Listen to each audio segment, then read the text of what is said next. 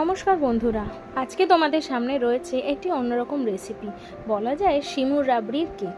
সিমুই রাবড়ির cake কি সুন্দরভাবে বানানো হয় সেটা একটু তোমরা দেখে নাও। খুব ইজি আর খুব সহজ। সিমুইটা চিনি ঘিয়ে ভেজে আর একটু দুধ দিয়ে তৈরি করে নিয়েছিলাম, আর এর মধ্যে দুধের মধ্যে চালের গুঁড়ো আর একটু কর্নফ্লাওয়ার দিতে হবে 1 চামচ মতো। আমি ওটা স্কিপ করে গেছি ভিডিওতে। আর অবশ্যই চিনি দেবে।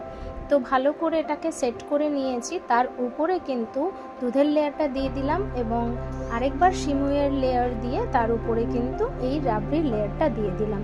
রাবড়ির লেয়ারে কিন্তু চিনি দেওয়া যাবে না, দুধে কোনো রকমভাবেই কিন্তু চিনি মেশানো যাবে না।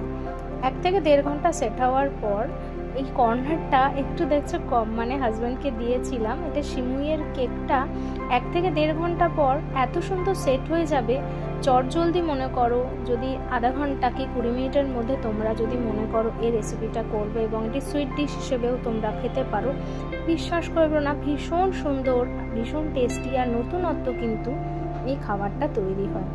তো আমি এই নতুন আইটেমটা কিন্তু আজকে করলাম, যেটা হলো এই রেসিপিটা। চলো দেখা যাক ভালো কিরকম হয়েছে খেতে। তো আমার হাজব্যান্ড তো বললো ভালোই লেগেছে এবং ওরা এসছে, ওদেরকেই দিলাম নতুনটা। দেখা যাক খেয়ে কিরকম লাগে। চলো টেস্ট করা যাক। অনেস্টলি ভালো খারাপ যেটাই, আশা করি ভালোই লেগেছে তাদের।